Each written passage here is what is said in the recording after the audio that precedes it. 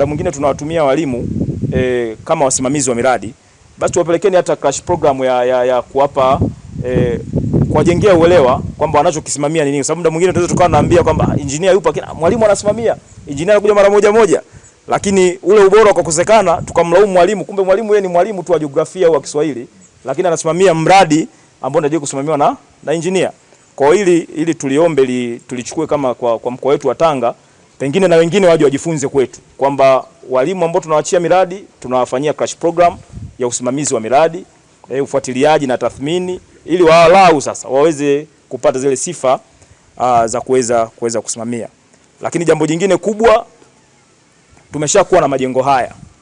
Hata bibi Kizee alikuwa msichana.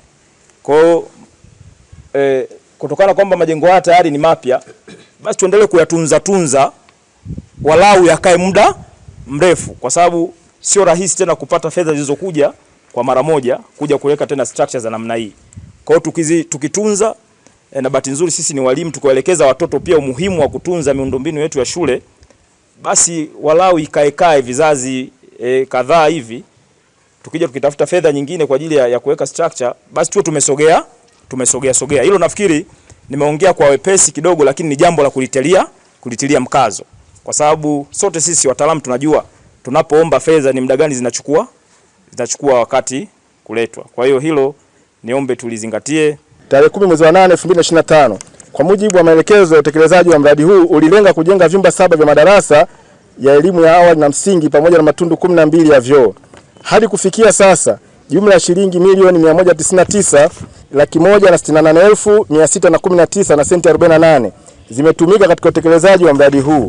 Mradi huu umekamilika kwa 100%, ambapo vyumba vya madarasa 7 ya elimu ya awali na msingi pamoja na matundu ya vyoo 12 vimekamilika kwa mujibu wa mpango na malengo yaliyokusudiwa.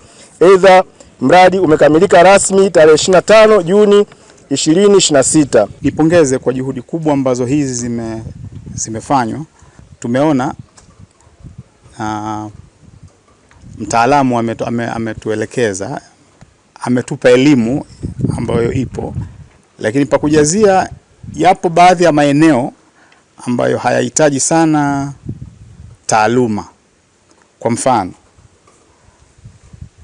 aluminium, hizi chuma za aluminium, kawaida kuna zile strips za juu, kazi yake ni kwa ajili ya kusafirishia, lakini pindi tunapofika kwenye finishing zinapaswa ziondolewe. Nadhani inajulikana hiyo. Kuna kuwa na ukakasi mkubwa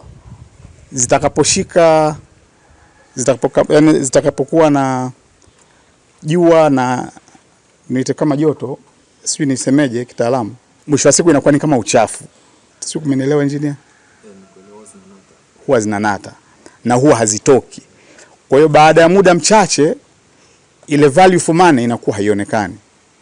Kwa hiyo kuna baadhi ya vitu havihitaji fedha, havihitaji taaluma kubwa. Pindi kama tumemaliza shughuli yetu ya finishing, kazi inayofuata ni kuzitoa zile strips.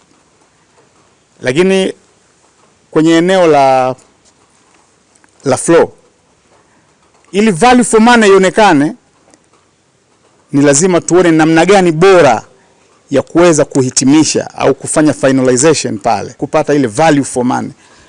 Jengo ni zuri, kila kitu kizuri, na binafsi tupongeze, lakini sisema tumepokea, lakini marekebisho haya yatakapofanyika tutakuwa na uwezo wa kufanya kitu kizuri na bora zaidi.